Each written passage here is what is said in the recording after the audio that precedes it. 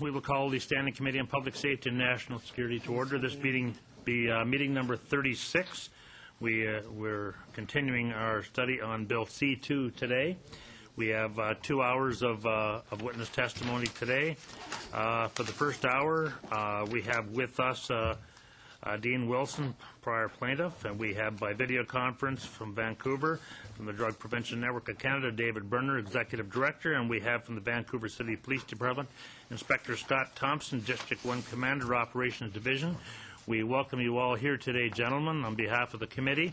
I would just provide notice to my colleagues, the second hour of debate, or not debate, of testimony and questioning today will be cut short a little bit due to the bells. So I just give you notice now so that you can plan and be prepared for that.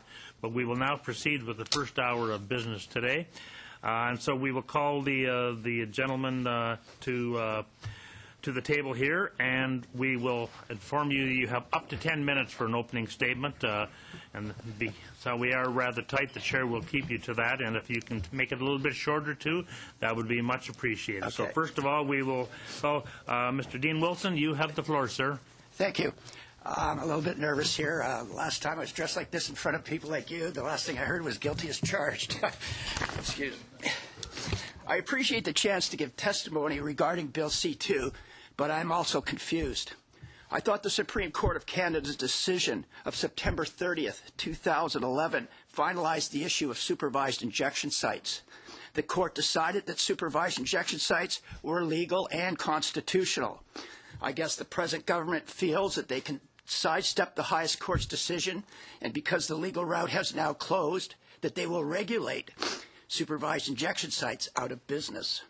One only has to read the three judgments, the Supreme Court of British Columbia, the Appellate Court of British Columbia, and the Supreme Court of Canada, to feel the spirit in which the courts framed the supervised injection site issue within the laws of Canada. What those judgments specify is that supervised injection sites are a medical issue and should be treated as such. I know that the decisions do not sit well with the Conservative government and that they wish to shut down supervised injection sites, stating that they support the treatment of drug addicts over any harm reduction initiative. This is incredibly misleading, as the government does not support treatment either. The Auditor General's report of 2002 showed that 95 cents of every dollar the government spends on the illicit drug issue goes to enforcement, leaving only 5 cents for everything else, including treatment. This does not sound like support to me. In fact, it makes me feel that the federal government doesn't care about the most downtrodden of its citizens. I realize that drug addicts seem to be the new pariahs and that the only outcome is jail or the cemetery. But I believe from personal experience that everyone counts. I'm a 58-year-old man who presently has 5 years of sobriety. Before that, I was a street-entrenched poly-drug addict using heroin and cocaine, which very few people supported, even though I was a noted advocate for the rationalization around the drug issue, which was documented in the Genie Award-winning documentary, Fixed Story of Addicted City. Excuse me. I know the following seems counterintuitive, but it was the building of relationships with the medical staff at Insight that allowed myself to take the first step, that being detox. I relapsed the first few times, but through perseverance by the staff at Insight and myself, I now live a straight life. It proves that anyone can change. This change is what everyone in the downtown east side really wants. This is not a party drug consumption place where people smoke a couple of joints on a Friday night. These streets are filled with people who have experienced incredible trauma in their lives and are just trying to cope. I recall the story of a 19-year-old girl that I met at Insight. She said that it was her birthday. I said, "Happy birthday," but she indicated that birthdays were incredibly sad to her.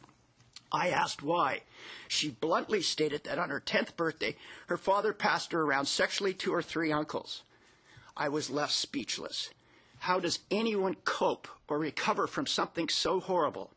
But this is just one of many stories in the downtown east side of Vancouver, and I do not care what anyone says. That girl deserves whatever treatment is needed, including supervised injection.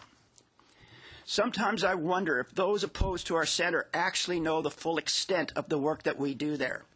I think we do a disservice in Canada and Europe by the names that we call our sites. Drug consumption rooms in Europe and supervised injection sites in Canada are very descriptive, but only to a very small part of the services that we offer.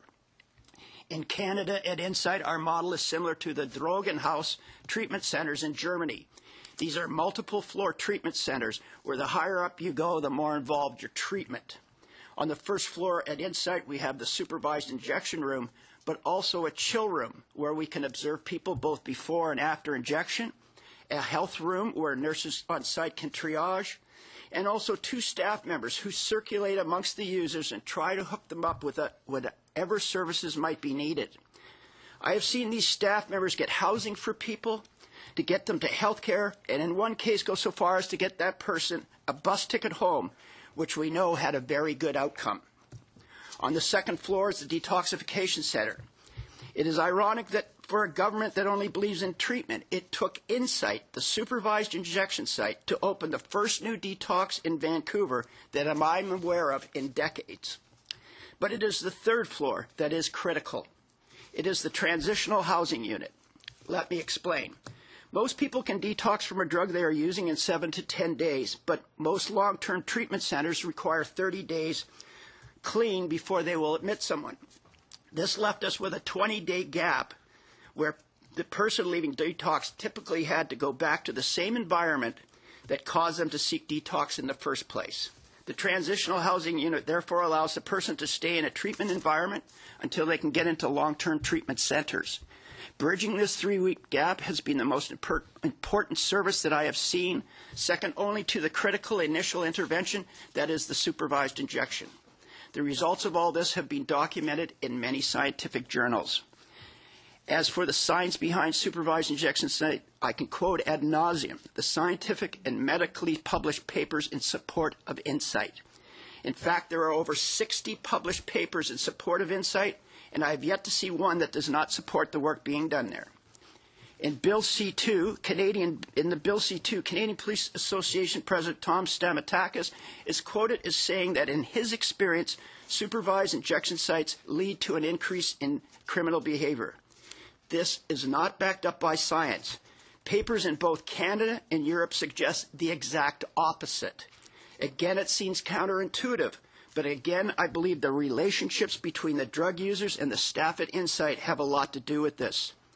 While purely anecdotal, I have seen a great resurgence in those that visit Insight. It's like they have realized that somebody actually cares about them. And so therefore, they want to care about themselves. This is certainly the first step to reclaiming their lives. I think the government should be assisting, not putting up roadblocks when helping communities with problems surrounding the drug issue. Supervised injection sites are not the only answer, but they certainly have a part to play with the street-entrenched drug user. Supervised injection sites hold out the first line of treatment, and we should be doing everything possible to replicate the successes of Insight. We do not support putting up supervised injection sites if all the supports are not in place. We also strongly believe that this is a medical issue and has got to be treated as such. While enforcement is part of every discussion on the drug issue, it should not be weighed more heavily than any other part. We should also use this discussion to talk about more traditional treatment protocols. More detox centers are needed, as well as transitional housing units and long-term treatment centers. This brings me to another dilemma. Why is the government tossing aside the law and the science regarding this issue? Is it based purely on the moral aspect of this issue? Because if this is, they are again wrong. There have been over 2 million injections at Insight with 4,000 medically intervened overdoses, yet not one life has been lost. This goes in face of the Bill C2's assertion that only 1 life per year is saved. This brings me to the fact that I surely hold the higher moral ground. I choose to help the most disenfranchised in our communities. The only comparison I can think of is the lepers of biblical times. Their communities also shunned them. But as now, so was it then, and there are some who have chosen to help. So in closing, I will leave you with this. If Jesus were alive today, he certainly, most certainly, would support supervised injection sites. Thank you. Fine. Thank you very much, Mr. Wilson. I appreciate your Hi, Doc. your comments here today. And now we will go to Mr. Berner, please. Honourable members, the Drug Prevention Network of Canada is pleased to support Bill C2, an act to amend the Controlled Drugs and Substances Act, known as the Respect for Communities Act. So-called safe injection sites, which are hubs for illegal and antisocial behaviors, will not be welcomed by neighborhoods if these operations are simply thrust upon them. Asking the promoters of this failed and woolen-headed experiment to answer some serious questions before building their empire at the expense of local integrities is the very least we can do as a democracy, and we applaud the current administration for this initiative. Let's look at pieces of the bill and at the real evidence, not the questionable studies presented by the very people who built Insight. A report by the BC Centre for Excellence in HIV/AIDS on harm reduction programs and Insight, released last summer, for example, is not science. is public relations. Authors Julio Montaner, Thomas Kerr, and Evan Wood have produced nearly 24 papers on the use of Insight. They've been awarded more than $18 million of taxpayer money in recent years, and predictably they boast of good results in connecting addicts to treatment, but convincing evidence is not only lacking, it's non-existent. The current campaign reports significant reductions in drug overdoses, yet the government of British Columbia selected vital statistics and health status indicators show, quote, that the number of deaths from drug overdose in Vancouver's downtown east side has increased every year, with one exception, since the site opened in 2003. In addition, the federal government's own advisory committee on drug injection sites report only 5% of drug addicts use the injection site, 3% were referred for treatment, and I believe personally that's terribly high, and there's no indication the crime rate has decreased, as well as no indication of decrease in AIDS and hepatitis C since the injection site was opened. Claims of success for Insight made in The Lancet, the famous British medical journal, in 2011 were challenged vigorously in a 15-page, heavily documented response penned by addiction specialists from Australia, the U.S., and Canada, and by a former VPD officer who worked the downtown east side for years. In a critical evaluation of the effects of safe injection facilities for the Institute on Global Drug Policy, Dr. Garth Davies, who is a Simon Fraser University Associate Professor, wrote, quote, the methodological and analytical approaches used in these studies are compromised by an array of deficiencies, including a lack of baseline data, insufficient conceptual and operational clarity, inadequate evaluation criteria, absent statistical controls, dearth of longitudinal studies, and inattention to intrasite variation. None of the attributes attributed to SIFs can be unambiguously verified. And here, ladies and gentlemen, is exactly what happened. The three good doctors were originally working on HIV/AIDS, and they did something curious because it had an unintended consequence. They basically resolved the problem of HIV/AIDS in a wonderful way, and their work is magnificent. But they kind of put themselves out of work. So then they turned their attentions to addictions using the same template to get money and to support what they believe, and so on and so on. So really, it's really the old journalistic story of follow the money. Now, I had dinner a few months ago with somebody who used to work at Insight, and he said that he had to quit because he thought the place was evil. And I said, well, okay, we're agreed on that, but why did you think it was evil? And he said, because I've actually seen the so-called researchers counting one addict 5 times. And I've seen this several times. He's also seen so-called researchers interviewing an addict moments after the addict has just shot up. Now, I ask you all, when you leave this committee meeting, please go to the local hospital and go in a room where there's someone in a coma and try to interview them and see what that's like, because that's what you will get when you talk to someone who has just shot up. Dr. Colin Mangum, who is on the board of directors of the Drug Prevention Network of Canada, has been a researcher in this field since 1979. Quote, the proposal for Insight was written by the same people who are evaluating it. This is a clear conflict of interest. Any serious evaluation should be independent. All external critiques or reviews, there were 4 of them, found profound overstatements and evidence of interpretation bias. All of the evidence on public disorder, overdose deaths, entry into treatment, containment of serum-borne viruses, and so on, is weak or entirely non-existent, and it doesn't support the claims of success. There is every appearance, Dr. Mangum says, of the setting of an agenda before Insight ever started, then a pursuit of that agenda, bending or overstating results wherever necessary. Now let's look at the bill itself. Under item 3, the minister may consider an application, etc., after the following priorities have been established. So I will just turn to 2 of them. A, scientific evidence demonstrating medical benefit. Well, we submit to you there is no such legitimate, clear, clean, and independent evidence. Quite the contrary, nothing has changed. The very idea that giving addicts a place to shoot up will help them in any manner shows an extraordinary lack of understanding of the issue of addictions. Let me make this very simple and very clear. What do addicts want? Addicts want more. They don't want more tickets to the ball games. They don't want more children. They don't want more bicycles. They don't want more violin lessons. They want more drugs. That's what they want. So an addicted man or woman may inject under a nurse's supervision, but 2 hours later the same addict is back in the back alley doing what he or she knows how to do. Why? Because the addict life is not about, a quarter of a gram of inert white powder. It's about a culture and a way of living. Item B3 provides information, back to the criteria, the minister may consider an application, etc. If it provides information about access to drug treatment centers.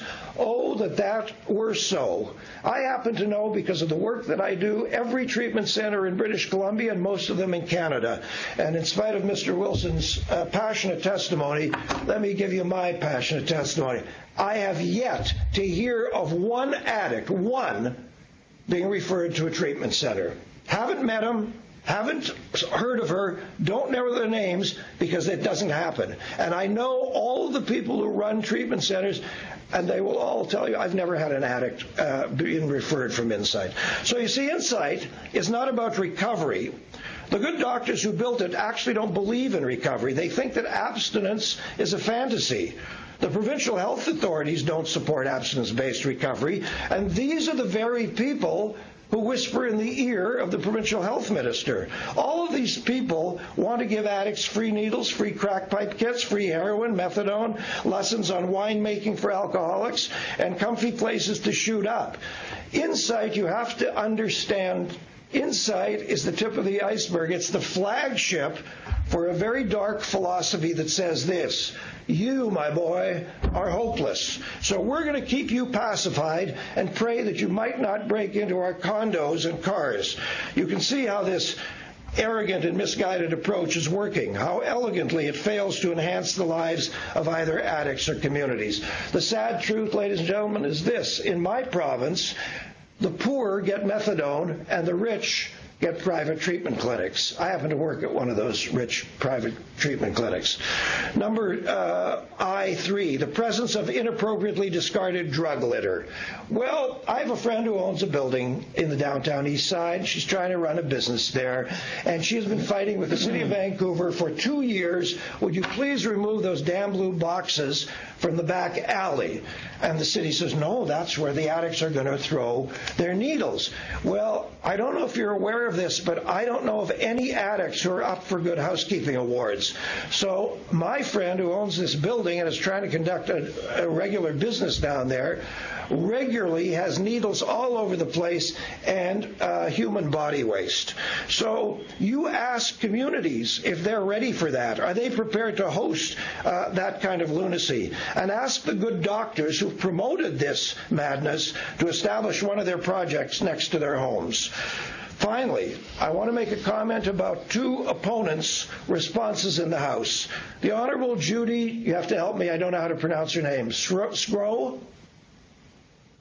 Whatever her last name is, she's a Liberal from York West, said when this was being debated in the House, the only success I've seen so far, which is limited, is the safe injection site in Vancouver. Well, the good member is right. Her views are extremely limited, because all she has to do is go to any city in Canada, and there are hundreds and hundreds of wonderful prevention and treatment programs operating. Not as many as we could have, but there are many of them. So if that's the only thing she's seen, that's the only thing she's seen. And then the Honourable Libby Davies, the NDP for Vancouver. Mr. Berger, I'm sorry, but your time is up, sir. You're over your opening time. Your comments, perhaps in discussion with Ms. Davies, you can make your point. But we will now go to our third witness, Mr. Thompson. Please, you're up to 10 minutes. So good afternoon, honourable members, and thank you for the opportunity to speak here today on behalf of Chief Constable Jim Chu in the Vancouver Police Department. Part of my background is I'm in my 34th year of combined policing service as a current member of the Vancouver Police Department and a former member of the Royal Canadian Mounted Police. In 2003, I was part of the Vancouver Coastal Health Project team for the Supervised Injection Site, or SIS. In 2003, I was also the author of the Vancouver Police Department's Policing and Operational Plans for the SIS. I also developed and delivered the SIS orientation packages to both VPD members as well as Vancouver Coastal Health staff. I was then on the ground in the downtown east side for the first year of the supervised injection sites operation. Currently, I'm in charge of Vancouver's Northwest Police District, which encompasses the downtown core, West End, and includes our city's entertainment district, and it also has the Dr. Peter Center located in my district. For the VPD, the story of the SIS began back in early 2002. Philip Owen was the mayor and the chair of the Vancouver Police Board at the time. The VPD examined the question of an SIS during a facilitated managerial and executive process and came to two conclusions. One, our expertise is in policing and public safety, not in health and medical research. Therefore, we should always be cautious when and if we choose to support or criticize public health initiatives and or research, given our expertise lies elsewhere. And two, regardless of whether we agree with the concept of an SIS or not, we need to be at the table.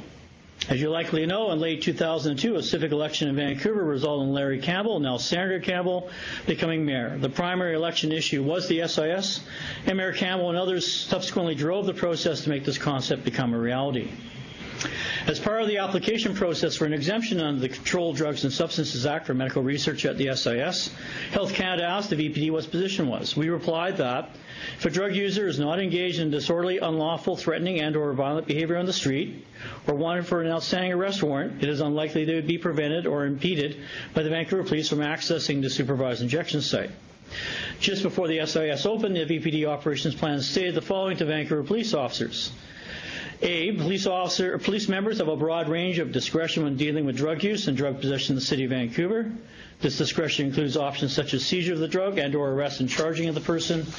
This discretion lies solely with the police officer on the street. And when dealing with an intravenous drug user found using drugs within a 4-block radius of the SIS, it is recommended that our members direct the drug user to attend the SIS to avoid a future contact with the police.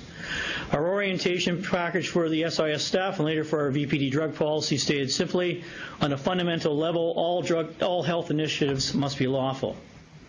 I submit that during the past 11 years, members of the Vancouver Police Department have performed their duties in an exemplary manner in relation to the supervised injection site, and this performance represents the best traditions of a neutral, apolitical, and professional police service in a free and democratic society. Which brings me to the position of the Vancouver Police Department and the key messages I've been asked to deliver to you today. Firstly, the VPD agrees with the Canadian Association of Chiefs of Police position that illicit drugs are harmful. The high incidence of addiction in Vancouver contributes to an inordinately high property crime rate. When the supervised injection site opened, the VPD position was that we were in favor of any legal measure that might have a chance of reducing the drug problem in Vancouver's downtown east side. We are on the record as initially supporting the SIS as a research project and have continued to have a good and effective working relationship with the staff of this facility over the years.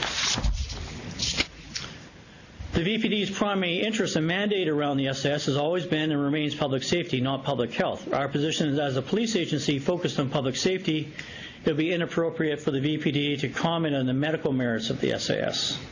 What we will say, based on our decade of experience, is that local civic government and community support, as well as support of the police, are crucial when any new health service is implemented, be it an injection service, a medical clinic, medical health treatment center, or supported housing. And our experience after working with public health, medical and addiction services, and in more recent years, mental health services, is that the police and health services should work toward building effective partnerships that can contribute to and improve the delivery of health services as well as public safety. As to whether we can comment that crime has increased or decreased related specifically to the SIS, we cannot say either way. The SIS is located in a neighborhood with high violent crime caused by many factors, none of which are specifically related to the SIS. Property crime in the neighborhood is also driven by drug addiction and it cannot be specifically related to the SIS. Upon request, we have provided information regarding our historical SIS operational policing plans to the police services of other cities. We are conscious, however, that every city, town, and community will have their own circumstances and stories, and that the situation in Vancouver may be, quite different. In closing, the Vancouver Police Department will not be an active participant in any debate about the medical merits of a supervised injection site, particularly in relation to other cities and jurisdictions in Canada. Thank you. Fine. Thank you very much, Mr. Thompson. We will now, and our other guests, we will now go to a round of questioning, and we will start off 7 minutes. Mr. Falk, please, you have the floor. Mr. Chairman, and I want to start off by thanking our witnesses for their presentations here this afternoon. Mr. Wilson, I'd like to ask you a few questions, if I may. What is your connection with Insight? Are you an employee there? No, I was the one of the plaintiffs in all 3 court cases. I was just an addict who was part of the Vancouver Area Network of Drug Users, which is a political sort of trying to better our lives, get more treatment. Actually, is one of the big things we try to do.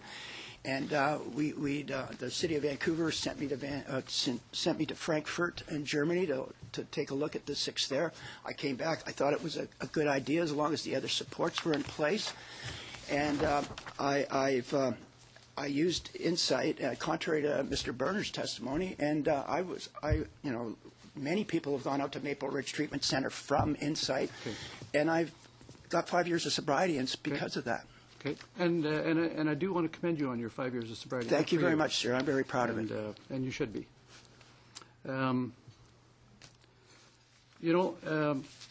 You referenced my best friend Jesus in the end of your treatise here. Yes, sir. And you seem to infer that you know what he would do. And I'm not so bold as I would make a statement like this, but I do know in reading the scriptures that Jesus, when he encountered activities that were illegal and illicit, never condoned them. Never. No, I wasn't. But he did meet with the lepers of the world, and he did meet with the people that were tax cheats, and he did meet with the adulteresses of the world, and he always left them with one thing: go and sin no more. Right? Yes, sir. Okay. So I don't see anywhere in Scripture that would support your statement. Anyway, I'm going to read you something here. Yes, sir. The Supreme Court of Canada rendered a decision regarding Insight. And you know what? I want to make a general statement here. I'm a little disappointed in a couple of the presentations I heard here today because they're defending or arguing against the merits of Insight. And I don't think that's what we're doing here today. We're talking about Bill C-2, which is protecting communities. Yes, sir. Okay? Respecting and protecting communities. And the Supreme Court rendered a decision about Insight as a supervised injection site. The court affirmed the discretionary power of the minister to grant exemptions, but stated that decisions must be made in accordance with the Canadian Charter of Rights and Freedoms and balance public health and safety concerns. The court specified factors that the minister must consider when assessing an application for a supervised injection site. These include that any evidence related to the impact of a site on crime rates, local conditions indicating a need for such a site, the regulatory structure in place to support the facility, resources available to support its maintenance, and expressions of community support or opposition. My question to you, Mr. Wilson, would be, is it reasonable for the government to require community input on proposals to establish injection sites, especially given the Supreme Court's ruling that the minister must consider such views? I think it's really important that the community have a say. And our community did have a say. And we have 12,000 addicts down there. And I'm telling you, sir, nobody wants to be doing or sinning by doing drugs down there. They all want treatment, but there isn't any treatment because the government doesn't fund enough treatment. We have 12,000 people in downtown Vancouver. Just met 12,000 people. And we have 42 detox beds, sir. How do we get out of this problem? Okay. How do we do it? Yeah. I've heard from some of the other witnesses that there are treatment facilities available, and so my question was very straightforward. Is it reasonable for the government to require community input? And you've indicated that it is. I think it's very important. And so that's fair. Yep. Mr. Berner, I would like to direct a question at you as well. You seem to be supportive of the legislation as it is written, although I don't think you really addressed the legislation, which would ensure communities through a variety of different avenues that would ensure legislation, sir. Through a variety of different avenues are consulted before an application would go forward to the minister. Would you support that? Absolutely. I quoted the legislation. That's why I quoted it.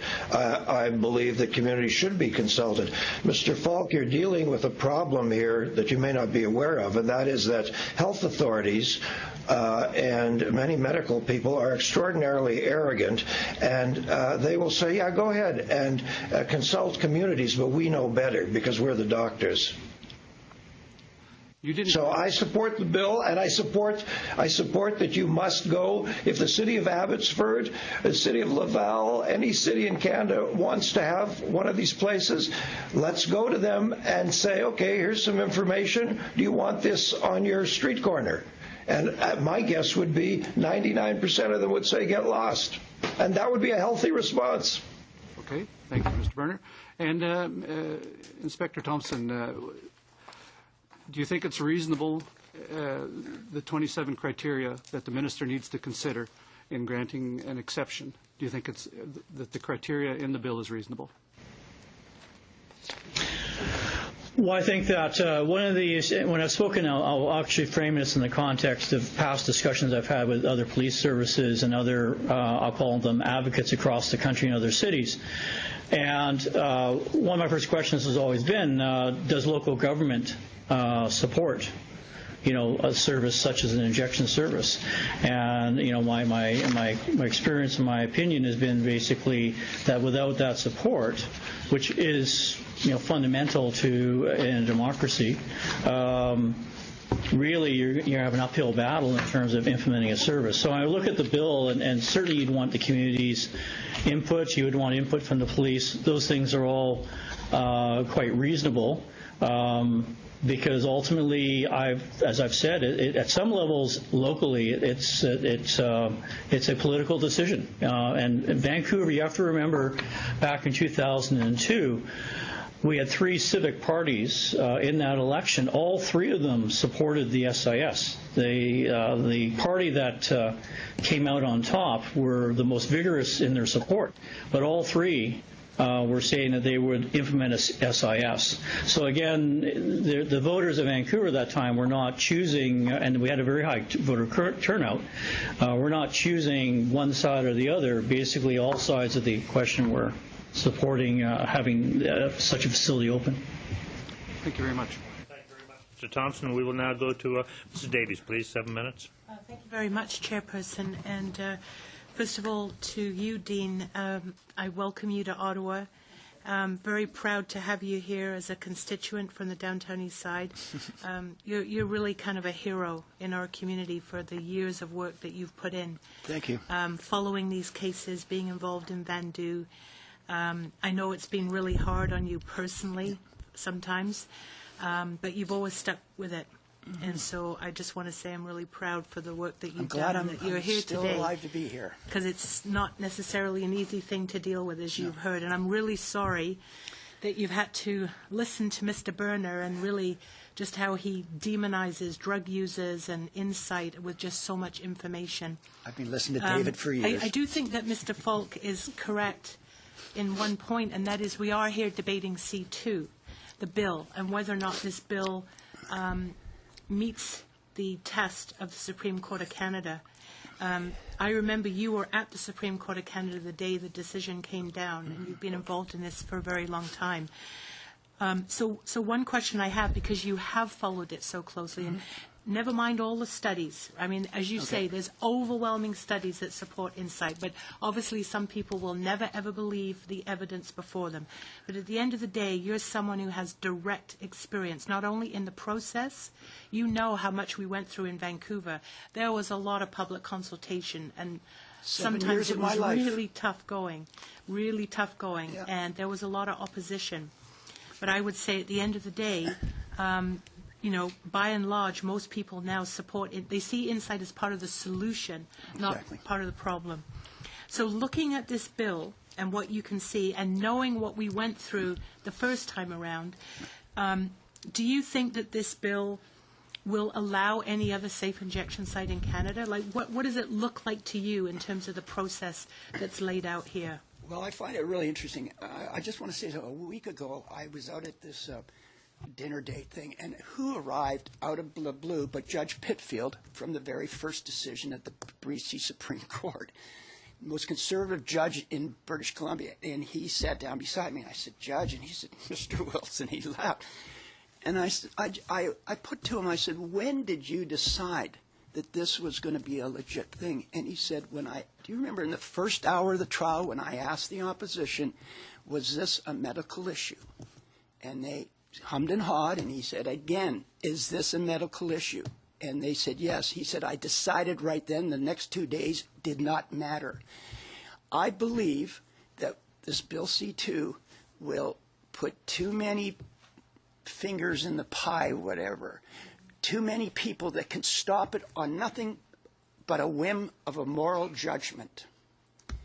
And I don't think that's right. I think that the Supreme 9-0, 9 Supreme Court justices stated that this was a medical issue. It should be treated as such. It was framed within Canada's laws. So, you know, people inside that building are not breaking any Canadian law. And that if we allow anybody and everybody to have a say, and who don't have an actual participation within the thing, if you go to any city in this where there's a lot of drug addicts around, you're going to see those people wanting a solution. And I'm saying that I believe supervised injection sites are a beginning solution to the problem. It's not the end-all. It's not the be-all. In fact, it's probably the only first 20 or 30 minutes of the change of my life is that injection. There's a lot after that. But if we don't give those persons that first 20 minutes, where are they going to go? Well, thank you very much. I think sometimes there's an impression left that somehow insight just, you know, came out of nowhere. But in actual fact, there was a process already under the Controlled Drug and Substances Act that gave the minister discretion to allow an exemption. And so it's not like there was a vacuum. There already was a process. Exactly. And Insight had to follow that. Now, Insight just recently had its renewal, which is good.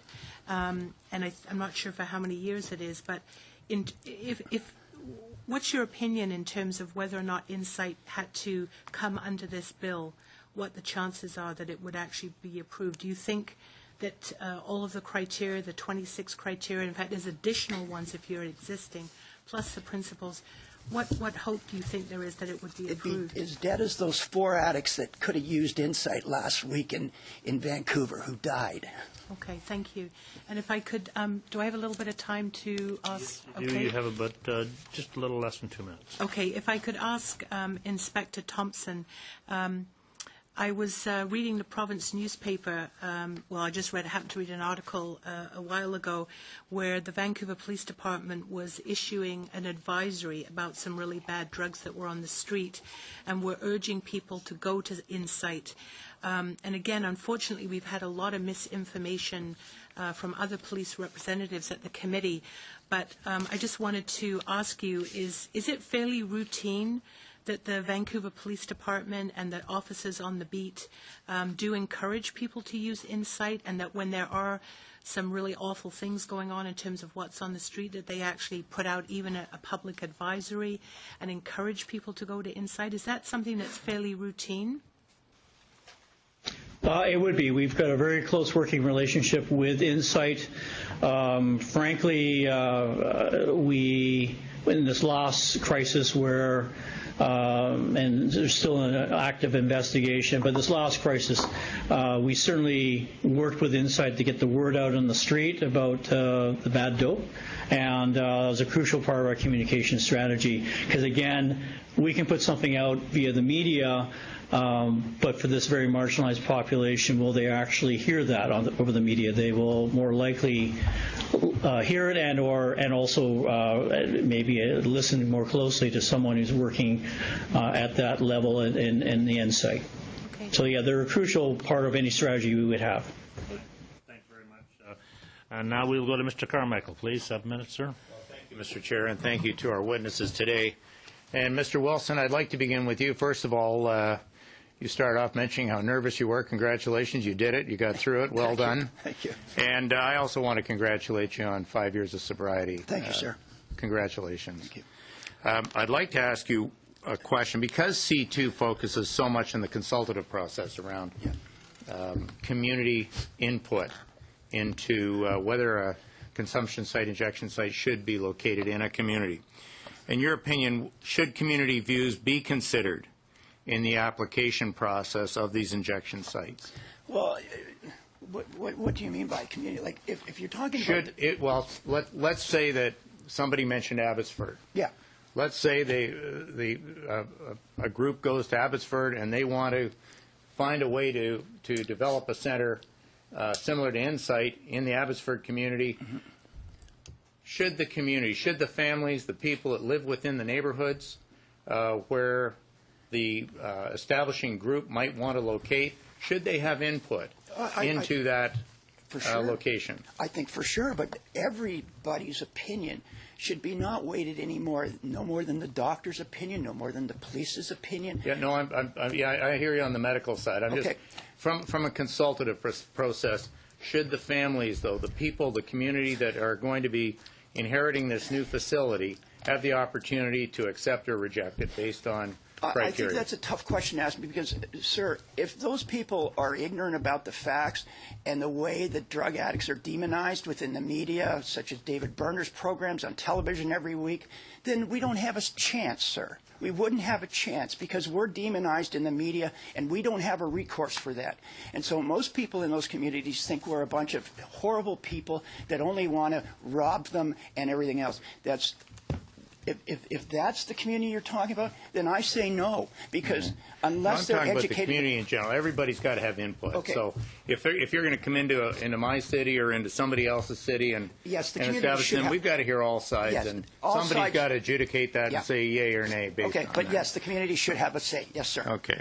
So with that, Mr. Berner, last week we heard testimony that talked about the area around Insight specifically, and that went out several blocks, and they talked about, to your comment, inappropriately discarded drug litter. We heard discussion about comments about attracting a drug trade down into that area that basically centered within blocks of the Insight facility. And I guess from your perspective, when we start talking about the criteria that's involved in establishing one of these sites, or that the minister has to make a decision, I wonder if you could, from your view, are the requirements for the criteria of the information to be put forward to the Minister of Health too onerous, or do they strike a balance to ensure the community has been adequately consulted? And I'm thinking of testimony we've heard previously, which I would think you might have read, but maybe you could just comment on that, sir. I don't think they're too onerous. I think there are a couple of minor details that could use some massaging, like if someone's going to work at a facility, we have to know that they've been clear of any police activity for 10 years. I think that's too onerous because often the best people in working with addicts are recovering and recovered addicts who've been clean and sober for 3 months or 6 months. Or I once hired a guy from California, and I had to get special permission from a then conservative government to bring him in to Canada. I don't think they're too onerous. But let me say something about my testimony. People are sitting here saying that I demonize addicts. A, I created the first treatment center in Canada in 1967, and B, I work with addicts every week. I have people in my arms weeping, working on their trauma. I don't demonize addicts. I have helped thousands of addicts get clean and sober. It's very easy for the Libby Davies and the Wilsons of the world to sit there and say, oh yeah, he's just a guy who demonizes addicts. That's dreadful. I've got limited time here, and I don't want to create a confrontation beyond what we already have. So from your perspective, do you think that the criteria that we've been given adequately react to the Supreme Court ruling of criteria that must be considered when you look at the 27? Yes, I do. Criteria. Yeah, I've read through it thoroughly, and I think it's quite reasonable. Okay, thank you very much. You're asking for. Okay. Yeah, no, I just we're limited time. What is my time left? Still have another minute and a half, sir. Minute and a half. So that's Mr. Thompson. Over to you for a minute and a half. If a community were to uniformly reject a proposal to establish a supervised injection site, how would you propose that the minister react to that and go forward? I commented earlier, I think at some levels it really hinges on local government support. Insight would not have happened had it not been for the support of City Council and the Mayor, and both the previous administration and then Mayor Campbell's administration. So really, at some levels, if the community rejects it and the local political support is not there for a facility, then yes, it would be a very tough road to take around basically bringing in a site, because you really do need. What happened in Vancouver is you had the citizens of Vancouver in many ways accepted that this was something that should be tried. So again, you would have to always look at that local support. So last question then to Mr. Thompson. Then from your perspective, in your opinion, do the criteria that we've been provided, the 27 points of criteria, adequately react to the Supreme Court ruling of criteria that must be considered, in your opinion? In my opinion, my only concern is the bar been raised too high? And I mean, those are clearly criteria that are important, but has the bar been raised so high that it'd be very difficult to bring in any sort of facility? Again, much of our focus in the VPD these last few years has also been looking at mental health and facilities and so on, supported housing. And there has to be a consultative process around that, but ultimately at some levels, if there is a ongoing medical public health issue, sometimes tough decisions need to be made around both that constituency, but obviously the people nearby. Part of our role from a policing standpoint is to assist and work together with that to deal with the public safety concerns that may arise out of such a facility being open in any given location. And again, as my testimony or comment. Thank you, Mr. Thompson, and thank you, Mr. Carmichael. We will now go to Mrs. Fry, please. Thank you very much, Chair. Dean, you did a great job, and I want to congratulate you on the work you have been doing to bring this to the fore and to... Microphone, please. Everyone who sees you knows that it's possible. It is For possible. someone to benefit from You a safe remember me injection site. 15 years ago? Pardon? I said, do you remember me 15 years ago? If anybody saw me then and now... Yes, indeed, indeed. I think it's good that we're focusing here on the bill itself and whether the bill is adequate or it isn't adequate or it goes too far and it doesn't go too far. And so I just wanted to ask you a question. The Supreme Court, I'm reading the decision now here, says that the minister must consider whether denying an exemption would cause deprivations of life and security of the person that are not in accordance with the principles of fundamental justice. So that the minister must always balance the Charter rights and Section 7 of the Charter with factors deciding whether the impact of such a facility has on crime rates. And I think it's absolutely appropriate for the police to be giving some kind of information on that. Whether the local conditions indicate a need for such a supervised injection site, and that's a public health decision on what is the evidence in terms of HIV, AIDS, hepatitis C, et cetera, just as the police can talk about crime.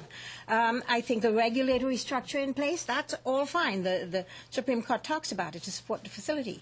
And the resources available to support its maintenance. And that comes from the Provincial Minister of Health and the municipality that basically says, do they have these support systems in place? So what we see is that there are about, and of course community support, there are about 5 pieces. I see them as 5 criteria, not 26 or 27. Because if the Provincial Minister of Health knows that the Provincial Minister of Health has all of that, it is up to the Provincial Minister of Health to say so, and to also go ahead and hire the people that's going to do this work, et cetera, et cetera. And so my question to you is, it's not that I know you don't disagree with these 5 factors, but do you believe that they actually are too interventionist and go too far? I'm going to reiterate what Inspector Scott Thompson just said. It's raising the bar so high that it will never get done. And I think that if you read the judgment of the Supreme Court, you know, they again framed it. They said that, you know, our right to health has to be balanced with that right of the laws of Canada. And if you went in the downtown east side and saw those 4 to 12,000, whatever the number is, 4 to 12,000 addicts, you would say, my goodness, we need this supervised injection site because this health is bad. It's deteriorating daily. And as Scott says, with the law, they're working with us there. I just think that the new Bill C-2 is going to put the bar so high that we'll never be able to have other communities try to use this. It's not the answer in every city. No. But it's in some place. I know a place in Toronto where it's needed. I know a place in Montreal where it could be used. Those are just two cities that I've been to. I don't know if Abbotsford needs one right at the moment, but I think that if places like Toronto and Montreal where there's certain neighborhoods, and I'm sure the community there would say, yes, let's try something because everything else doesn't work. And I think there was a great deal of public consultation. I mean, I was there. I was, as I said, the minister responsible for the downtown east side at the time, just for this particular area, and found that out. I just wanted to ask Mr. Berner a question. Mr. Berner, you talk about conflict of interest by doctors, by the Miss Dr. Montana and the others who did this particular project. Do you think that there is conflict of interest when the minister who brought forward this bill, the day it was introduced, the party to which the minister belongs, sent out a fundraising letter saying, we are bringing forward this bill so we could stop all those junkies from hanging around in your neighborhood? Do you think that's a conflict of interest? That's my first question. The second question is, do you believe that you run a treatment center, you say, and it's a private treatment center, and so you make money out of that? Do you believe that that is a conflict of interest, the fact that insight may, in fact, cause governments to try and put public treatment centers as opposed to private treatment centers? Do you think those are conflicts of interest? Because you seem to know a lot about conflict of interest, Mr. Berner. Yeah, let me answer your second question first. I don't run a private treatment center. I work at a private treatment center, and I know many of the, may I answer before you start? And I know many of the nonprofit treatment centers, and I often work with them, and that is not a conflict of interest. My interest is in supporting prevention and treatment. That's my interest. And as for your first question, I'm not prepared to do your politicking for you, Dr. Fry. You do it yourself. Sorry that you couldn't answer that question, and you seem to know so much about conflict of interest. I'm really sorry. I would like to then talk about the VPD, because I think that the Vancouver Police Department, you're sending people, if you find there's a problem in terms of street drugs, and you're sending people to Insight. Actually, when I traveled in Switzerland and in Germany, looking at some of the insights that had started there, the police, we talked to the police, we went on the street with the police, and they actually did the same thing. When they found out that there was a real problem that could harm addicts on the street or people who were using, especially intravenous drugs, they immediately referred them to those safe injection sites. And I think that is an attempt at reducing harm to a person. And so, you know, what you say that you have been doing, I want to congratulate you on it, because I think it's really important that police are not only there to find out the criminals, but you're there to protect people, and that's a really solid source of protection. I know that you've agreed with me somewhat that the list of criteria is so overwhelming that no one would be able to meet them. But can you tell me a little bit about what the drug scene was like in Vancouver and what it is like in that little bubble now? I'm sorry that your time is have to wait for a response at another time. Okay. We will now go to Mrs. DeRay. Sorry about that, Scott. Merci beaucoup, Monsieur le Président. Thank you very much, Mr. Chair. I would like to thank the witnesses with us today.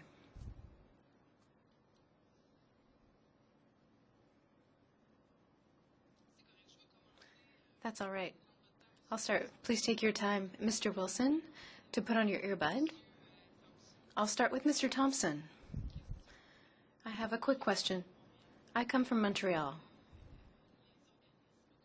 and local community organizations have worked with Montreal's police services, the mayor of the city, and Quebec's government. They put out a report in 2011, which was a feasibility study on implementing local supervised injection services in Montreal, and they all agreed, and they were all consulted to have a supervised injection site in Montreal. That was part of the homelessness strategy in Montreal. My question is, did you hear about the proposed project in Montreal, and what do you think of that project if you are aware of it? I'd be reluctant to comment because I don't know the details. As I did say in my testimony, we're reluctant to comment because every city, every town has their own issues and concerns, and really, it's in our view, it's not. We're familiar with Vancouver.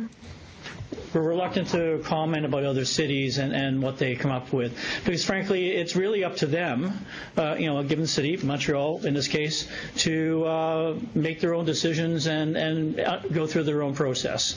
They can ask us questions. I've certainly shared with the Montreal Police our operational and policing plans for SIS from 2003 to hopefully assist them if they ever were to have to go down that path to provide public safety services around a given site. Merci beaucoup, Monsieur Thompson. Thank you very much, Mr. Thompson. Mr. Wilson, thank you very much for being here, and congratulations on your 5 years of sobriety. It is a real pleasure to have you here today. Do you have any comments on the fact that Montreal's police services, the mayor, and Quebec's government, as well as local community organizations, have agreed on the idea of a supervised injection site in Montreal? What do you think of that situation? I totally agree. I've actually worked with Cactus, the group of people that are investigating, putting in. I guess the government has asked Cactus to be the frontline people in Montreal. I've been out to Montreal numerous times and worked with Cactus. I think, one only has to go up to St. Hubert Street to realize that there'd be a perfect place to have a supervised injection site. And I think they're doing the right thing. And I also believe that one of the things they're looking at, the mobile unit, is an extraordinarily good idea because that way you could, if there was all of a sudden an area that was overrun by, I guess, the drug issue, you could go in there and put a stopgap measure in there right away while you build up other services around it. It's really important to get the people involved at that level. People on the streets are so paranoid of, it's funny, they've changed their ideas of the police in Vancouver because of people like Scott Thompson and his crew. But they're so paranoid about police and the government and everything. Just all they want to do is put them in jail or whatever. They don't want to help them. That it's very, very hard to get to those people. So a mobile unit, I think, would be an incredibly good way of getting people involved into the medical aspect of their addiction. It took me 30 years to walk through those doors and finally say, I can't do this. I need help. And I tried many other times, and usually there was about a 2 or 3 week wait, and by that time my circumstances had changed and I had to leave. I had left the whatever. So I think what Montreal is doing is a really good idea, and the whole Quebec government. Merci. Je vais y aller rapidement. Thank you. I will quickly ask another question. In Montreal, 68% of drug users have hepatitis C. Do you think that people who have hepatitis C in Montreal could benefit from this type of service, whether it be a mobile unit or a fixed site? Yes, I am one of those 68% myself who has hepatitis C. I actually won the HIV lottery, as I call it. But yes, because one of the things about HCV rather than HIV is that, the disease model is longer, it's more chronic, it's going to cost the government. If they think HIV's been a real health hazard, wait till HCV starts hitting the neighborhoods and it travels through communities a lot faster than the HIV. It's going to be a health catastrophe. And yet if we had a mobile van or something like that, we could start teaching these people that how to deal with the illness. Mr. Thank you. Wilson. And certainly to our witnesses today, Mr. Wilson, Mr. Thompson, Mr. Brenner, thank you so kindly for coming in today. The chair will excuse you now, but just before the chair suspends for the other witnesses, I will bring to the committee's attention for deliberation. The chair has received a submission and some follow-up information from Mrs. Landau's testimony, but it is not translated. So it is sitting here, and it is in the possession of the chair, and will stay there until the chair has either until it is translated or then the chair has some direction. So we will now suspend briefly while we ask our other witnesses to come forward.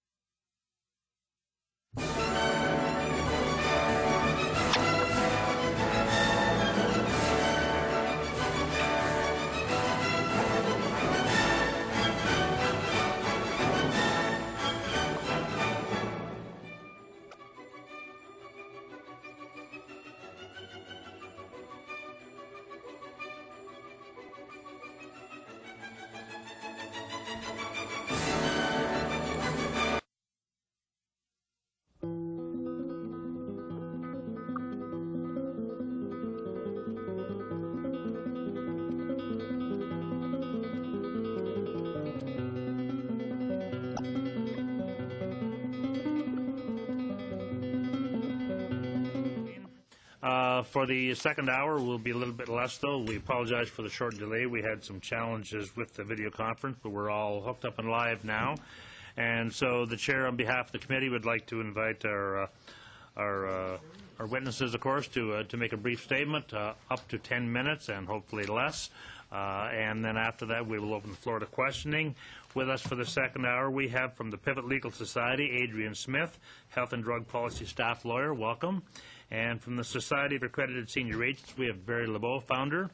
And by video conference from Vancouver, we have from the Canadian Drug Policy Coalition, Donald McPherson, the Executive Director. So, and of course, and we have Tom how could I miss Mr. Stamakakis? Excuse me, from the Toronto Police Service as well, we have Mr. Stamakakis. Did I get that one right? Canadian Police Association. Canadian Police Association. My apologies again, sir.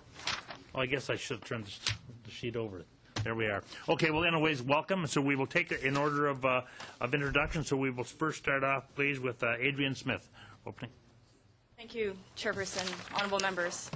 I'd like to begin by saying that this is a bad bill. From a legal perspective, the bill is a hyperbolic response to a settled point of law. It will likely not withstand constitutional scrutiny, and it invites an expensive and pointless charter challenge. As a representative of the Pivot Legal Society, an organization that uses the law to address the root causes of poverty and marginalization in Canada, I must say that this bill will restrict access to a proven health care service, which will result in needless human suffering for some of the most vulnerable Canadians. I would like to use some of my time to correct something that the Minister of Health said in her remarks on Monday. She spoke about the necessity of this bill, and she said that Bill C-2 was required because of the Supreme Court of Canada's decision. With respect, the Minister is mistaken. I propose to briefly outline what the Supreme Court of Canada said to show that Bill C-2 is a significant departure from the guidance of the court, and to outline finally some of the consequences of this bill's coming into force. I don't believe this committee needs background about the Controlled Drug and Substances Act, but I should say that it is a blanket criminal law. Exemptions under Section 56 suspend the action of that law for certain purposes, and it's in this exemption that Insight currently exists. In a 56 exemption, the law is suspended, et non pas comme le ministre du Sécurité. And not as the Minister of Public Safety said last week. This is an area where drug users can do something legal. Technically, the law is suspended, and no one is transgressing it. What the Supreme Court of Canada actually said in PHS in Canada, which is the court case about this section, there were a number of very, very clear findings. And the first is that supervised injection service is a health service, that people who inject drugs are exposed to a number of harms as a result of their illness to the extent that their charter rights are engaged. The Controlled Drug and Substance Act, as we've heard many times, has a dual purpose. One is protecting public health, and the other is to protect public safety. The minister's discretion must be exercised within the parameters of the charter, and she must balance this dual purpose. In the context of Insight, and significantly, this is the point of the PHS decision, when there is not evidence of a public safety threat, an exemption must generally be granted. They're presumptive, nearly. And to ensure that the minister, in her discretion and balancing, did not lead to arbitrary decision-making, there were 5 permissive factors which are very narrow, and the minister must consider them if they're available. That is all that is required. What Bill C-2 does is a significant departure from that. It answers the requirement that exemptions be generally granted that the court directed, with a presumption in the bill that exemptions will generally be withheld. It ignores the requirement that the CDSA is a balancing bill that requires aspects of public health and public safety by framing the question of supervised injection service as a narrow threat, as a narrow public safety issue, and only in a negative way. It also expands the court's 5 permissive factors into 26 impossible criteria, which will lead to a limiting of the availability of this necessary health service. So with respect, Bill C-2 is more about this federal government's distaste for this kind of health service than it is about anything the court said. The results of this are problematic and unconstitutional. The effect of Bill C-2 will be to frustrate the application process for healthcare providers. It will be to restrict access to supervised injection services and approvals for future centers. And for reasons which are set out in my brief, which are before you, and for those following at home can be downloaded from the Parliament website, the bill perpetrates a number of head-on assaults to other constitutional provisions, which are the legal backbone of this nation. This is important for two reasons. There are two sets of consequences that will flow from this bill, and the first are legal. Bill C-2 will not withstand constitutional scrutiny. It will invite an expensive and pointless charter challenge and a long series of litigations on a point of law which is already settled under a legislative framework that is arguably worse than the one that the Supreme Court of Canada condemned. If the Insight decision was a question about how charter rights of drug users were violated by an initiative to prevent access to supervised injection services, it is difficult to see how this is not exactly the same thing. But the second public health outcome of Bill C-2 is arguably more important. Passing Bill C-2 will have a devastating and unconscionable consequences for the most vulnerable Canadians who are members of our community. The barriers the bill presents to accessing life-saving health care will allow a heartbreaking public health emergency to continue under a law and order agenda and expose patients and communities to infection, to suffering, and to death. I live 3 blocks away from Insight in Vancouver's downtown east side. And on Thanksgiving weekend, when healthier Canadians were sitting down eating their turkey suppers, narcotic opioid drug called fentanyl was being passed off by street dealers as heroin. It is indistinguishable to users, but it is an order of magnitude more powerful than heroin. And as a result, on Thanksgiving Monday, there were 10 overdoses. On the Sunday before, there were 16. There were 5 the following day, all of these at Insight. Nobody who overdosed at Insight died. Unfortunately, some people did die. I understood it was 2. One was a young woman. One was a man named Tony Snakeskin. I hear from my colleague, Mr. Wilson, there were in fact 4. These people died because they were alone and they did not have access to medical care. This is a question not just for Vancouver, but for all of our communities. In the summer of 2014, the Agence de la Santé et des Services Sociaux de Montréal investigated 83 cases of overdose. 25 of them were fatal. In other neighborhoods across the country, thousands of people have died, and countless more will die if they do not have the access to supervised injection services, which the court said was required. So to conclude, I will say that Bill C-2 is contrary to what the court ordered. It is unconstitutional, and it will allow people to die. Alors, comme je viens de vous dire en anglais, le ministre de Santé... As I just said in English, the Minister of Health said that the Supreme Court of Canada's decision in the Attorney General of Canada versus PHS requires the passage of Bill C-2. With respect, that is not correct. What the decision said is that the Charter protects drug users' rights and that the minister must grant exceptions allowing supervised consumption sites. Bill C-2 is inviting pointless legal challenges because the government finds this type of care to be intolerable. In the meantime, our neighbors are going to lose their lives. That is unconstitutional and unconscionable. Quietly that the federal government does not value the lives of people who use drugs and people whose lives would be saved by this service. Now, subject to your questions, those are my submissions. Thank you very much, Ms. Smith. Now we will go to Mr. LeBeau. Yes. Your answer. Mr. Chairman, honorable members, my role today is to speak from a real estate perspective about depreciation and stigma My name is Barry Lebo. I'm from Toronto. I've been a real estate professional since 1968. This is my 47th year in real estate.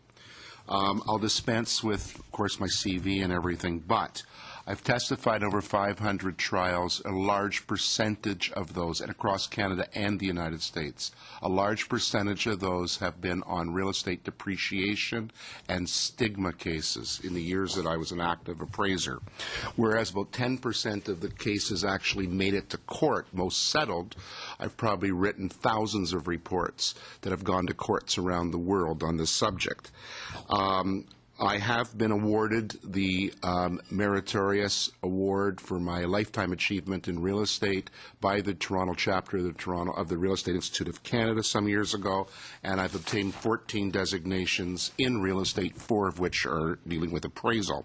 And I retired from the appraisal profession full-time after 30 years a member of the Appraisal Institute of Canada. So, today, I basically spend most of my time working with seniors in Canada from a real estate perspective, and I'm the founder of the Accredited Senior Agent Designation Program for Canadians, which has now reached about 3,000 realtors coast to coast. So in my years as an appraiser in 1980, the Hazardous Products Act, we banned urea formaldehyde in Canada. And what does that have to do with this? About 80 to 100,000 homes were affected by UFI in Canada, and most people were in a panic because they believed their houses were going to lose value.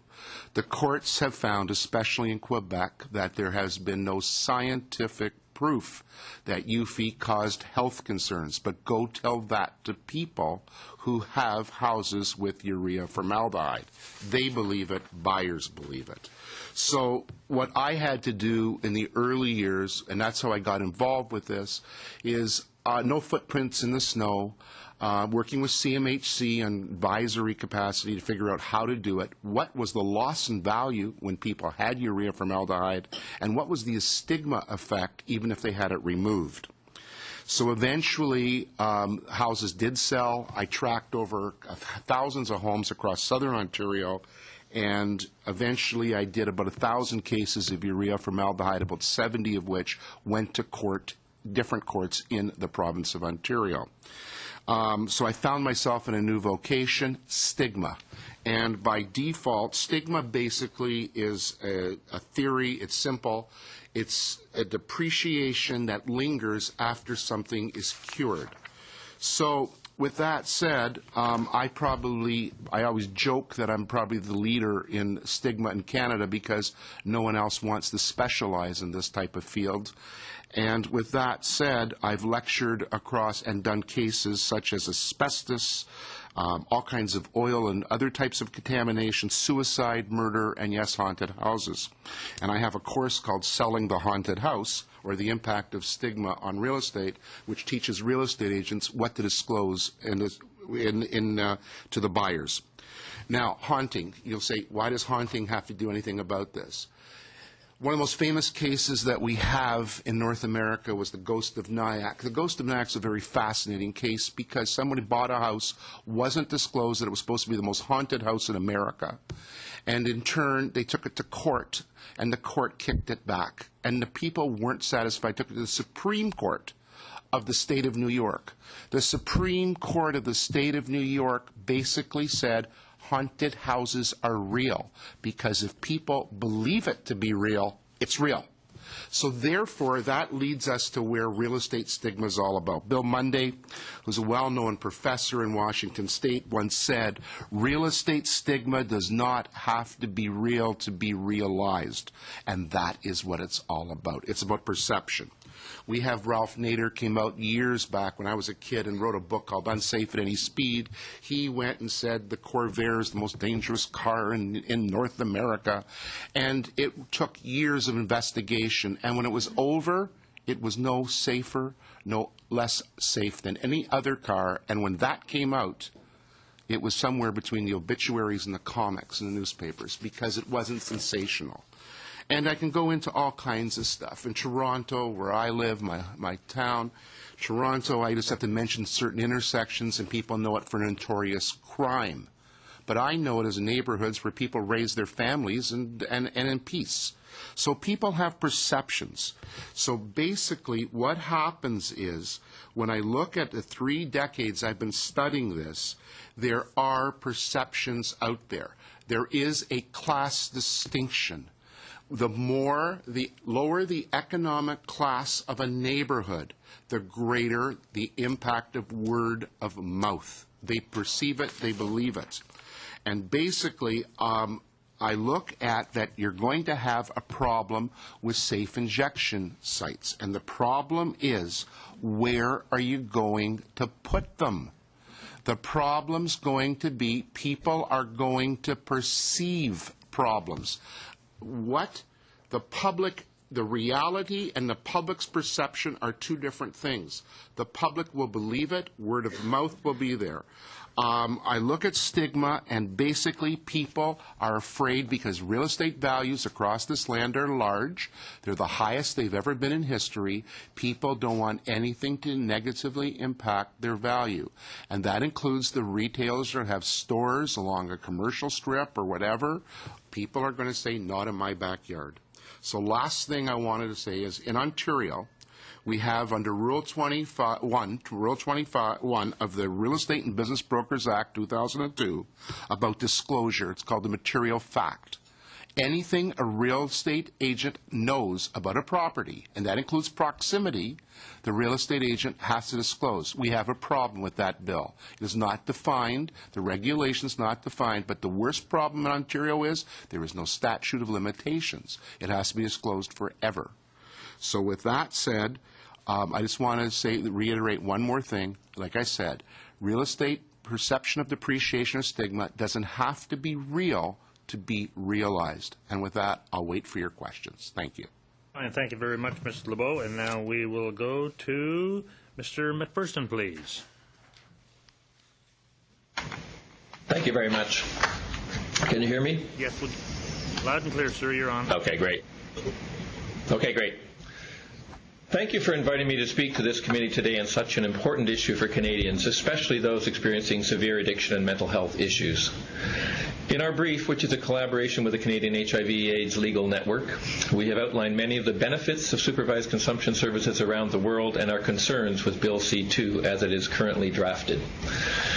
We, along with others appearing before you, have made the point that the services that Bill C-2 is focused on are evidence-based, have been around for close to 30 years in various jurisdictions, and are a part of a comprehensive approach to developing systems of care for people with severe addictions at the margins of society.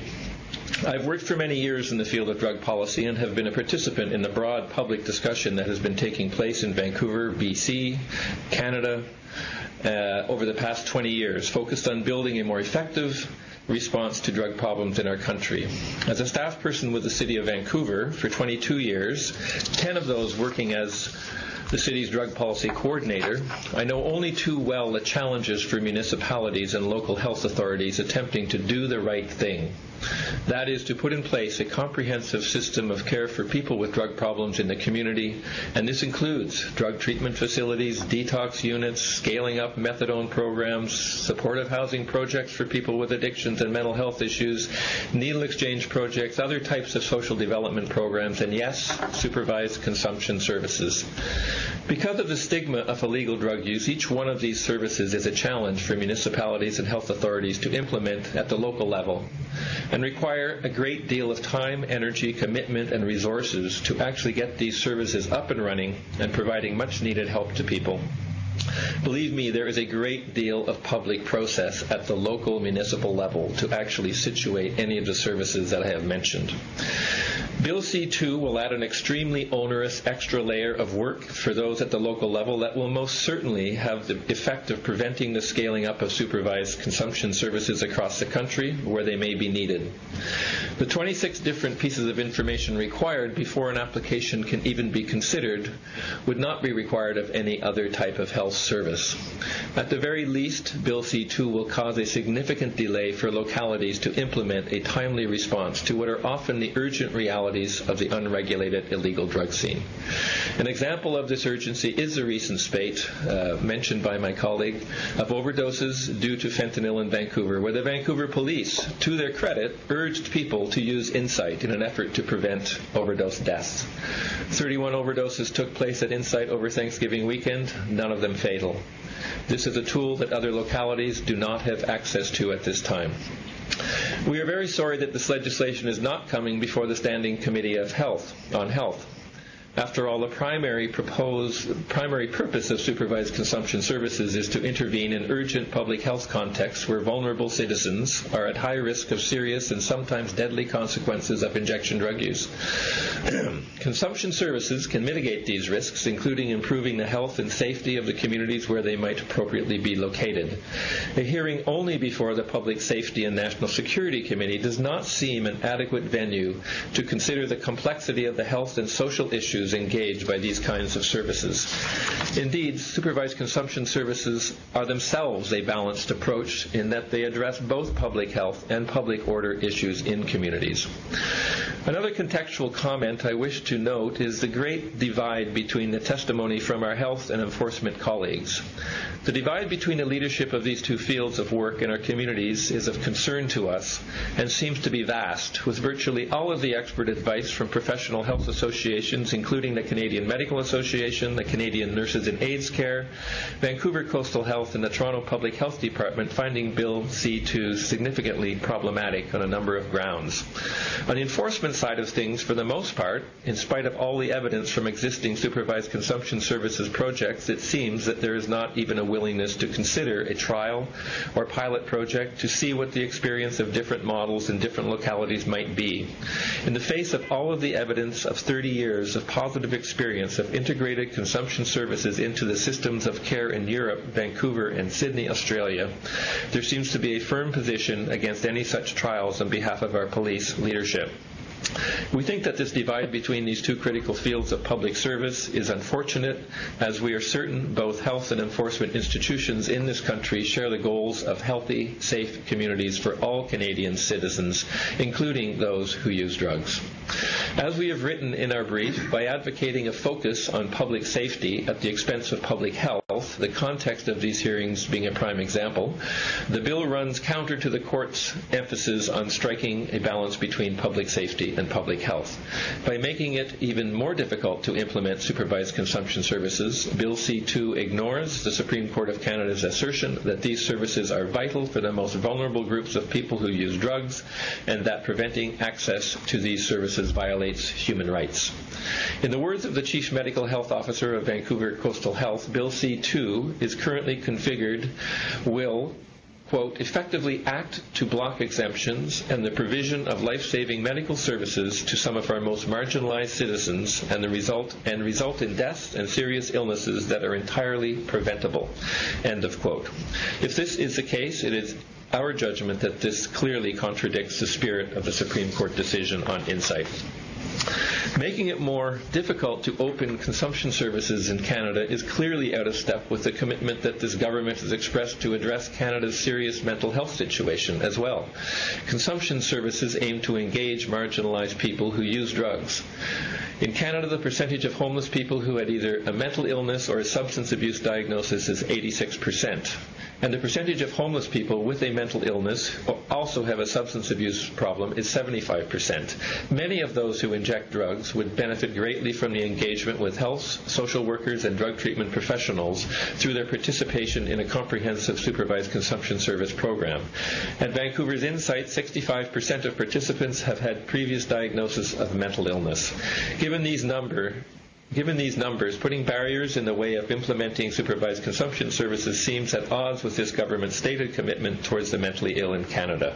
One would like to think that the government would want to facilitate the development of one more evidence-based tool in the toolbox to help address mental health and addictions in this country.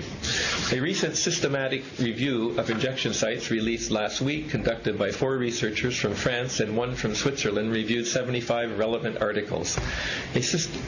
The findings of the systematic review were: all studies converged to find that supervised injection services were efficacious in attracting the most marginalized people who inject drugs, promoting safer injection conditions, enhancing access to primary health care, and reducing the overdose frequency.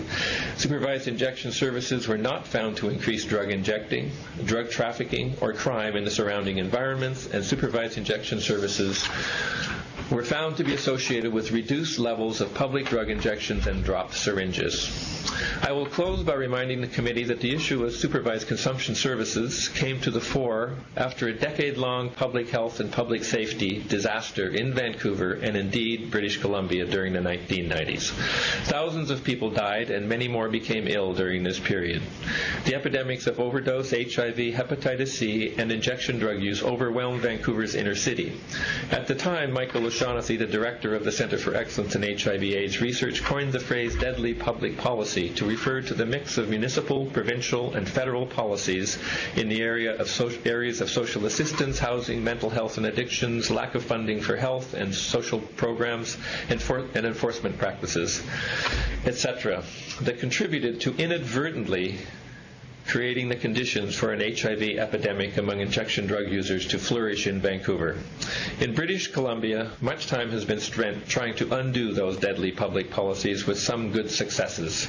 If Bill C-2 is implemented in its current form, our organizations would certainly consider it to be a step backwards, creating yet another deadly public policy, as it clearly will have the impact of denying marginalized and often seriously ill Canadian citizens and their communities access to proven life-saving health services. I thank you very much. Fine. Thank you, Mr. McPherson. And now let me correct my introduction from the Canadian Police Association, the President, Tom Stamatakis.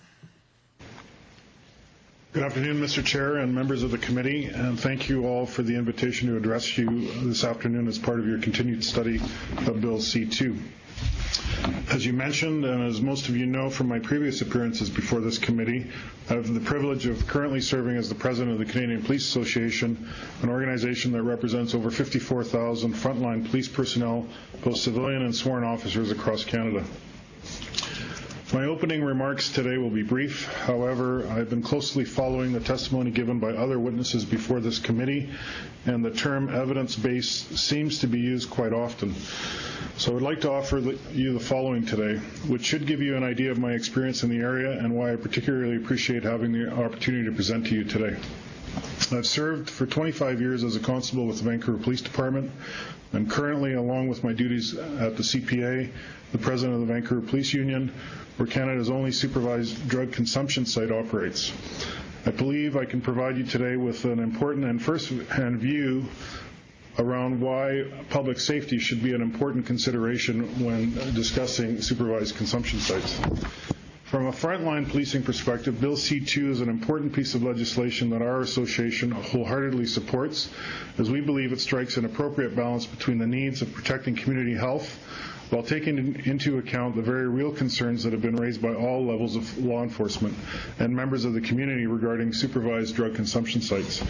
I know that your committee has heard concerns raised by opponents to this legislation that the conditions imposed by the bill are onerous and will be difficult for organizations seeking to open new sites to meet. As a police officer, I'm somewhat sympathetic to concerns that paperwork and regulatory frameworks can be difficult and at times even next to impossible to work within. However, I can say this is the environment that law enforcement professionals work within every day, and we don't have the option to cut corners or take the easy way out. Our efforts must be meticulous to pass muster by judges, Crown, and defense attorneys, community stakeholders, as well as the myriad of oversight bodies that constantly police the police, and I don't think it's asking too much of those that wish to work with illicit and dangerous drugs to meet that same standard.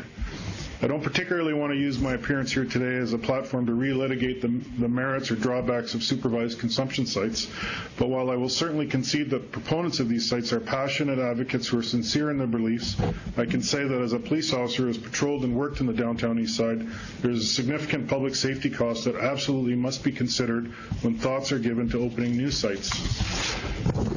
The simple fact is the drugs that are consumed at these sites are illegal substances. An individual doesn't walk to their local pharmacist to obtain their drug of choice. There is a criminal act that takes place with the procurement of their drugs.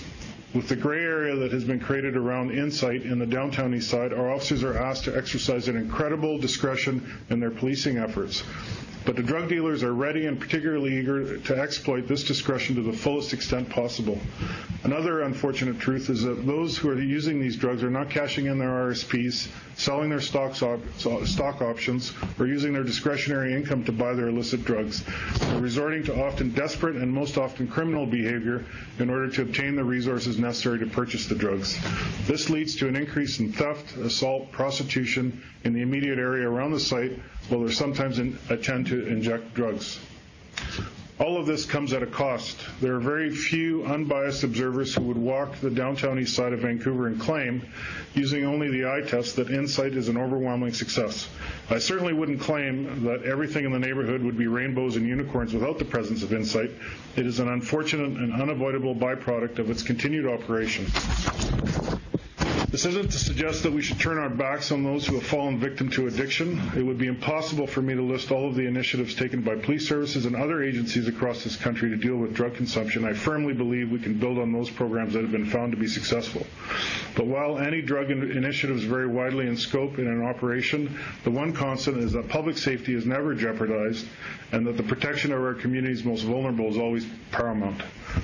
Unfortunately, the debate around Insight and any other proposed consumption sites has become extremely charged and in a number of cases very personal. I've witnessed and been targeted by those who don't appreciate my advocacy on behalf of my members in opposition to these sites, and while I do try to see the debate from their perspective, I hope today that they might try and see it from mine.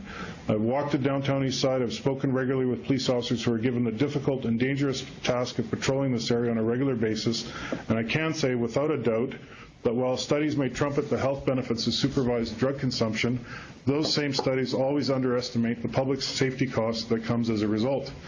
In our estimation, Bill C2 is a reasonable response to the Supreme Court of Canada decision that allows Insight to continue operations. This proposed legislation doesn't close the door on new consumption sites, but it does set an appropriately high standard that needs to be met before these sites can open. It asks for input to be sought from a number of stakeholders, including law enforcement, and our association appreciates the steps taken by the government in this regard. I would like to conclude by offering one suggestion for amendment within the legislation.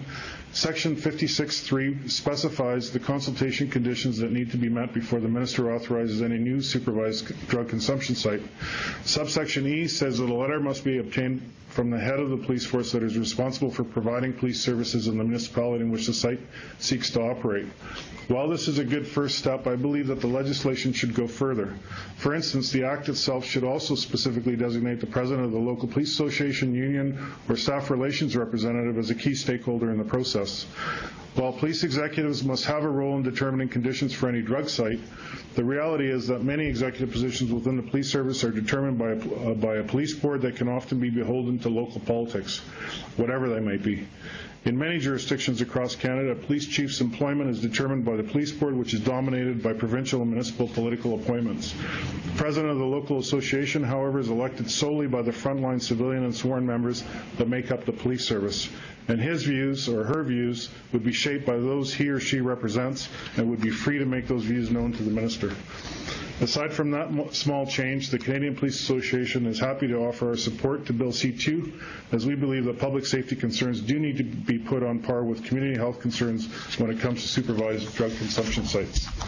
Once again, I thank you for the opportunity to appear today, as well as on behalf of my colleagues who were able to appear last week on this proposed legislation, and I look forward to any questions you might have. Thank you. Well, thank you very much to all of our witnesses today. With the, of course, the impending bells, Mrs. Blonsky, you're up. You have about 5 or 6 minutes until bells. Okay.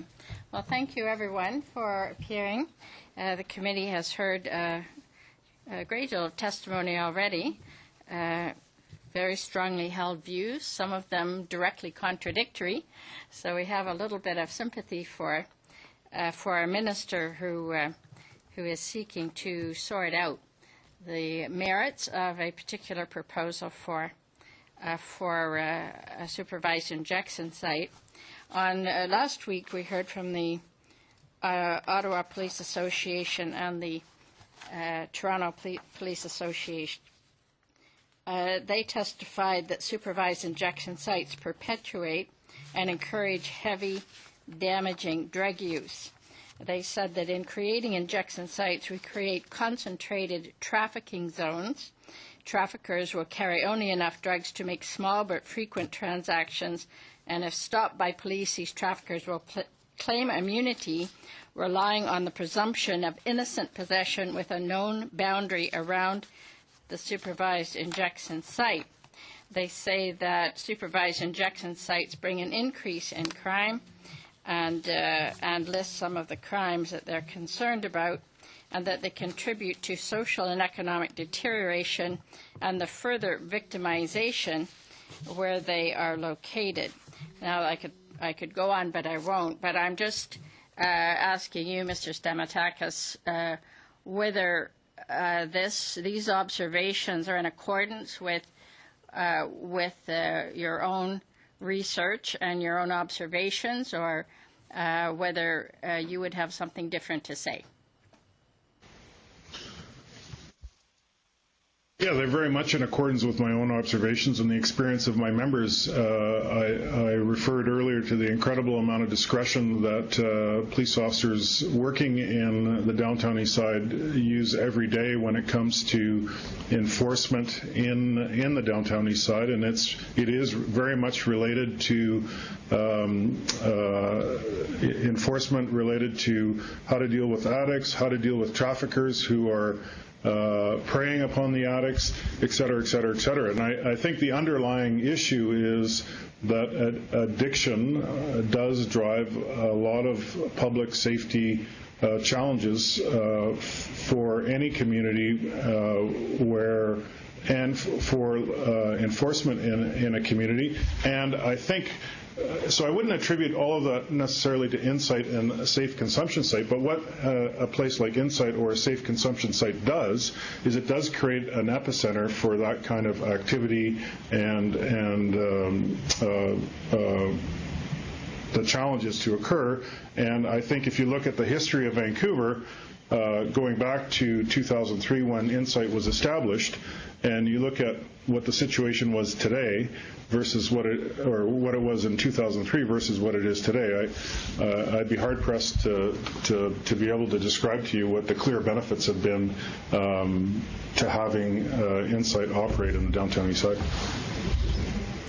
Mr. Lebeau, I take from your testimony that you feel that some of this characterization is simply stigmatizing such an area, and that there's more perception in the reality of danger. So I take it, sir, that you would not be adverse to a supervised injection site next door to where you and your family live.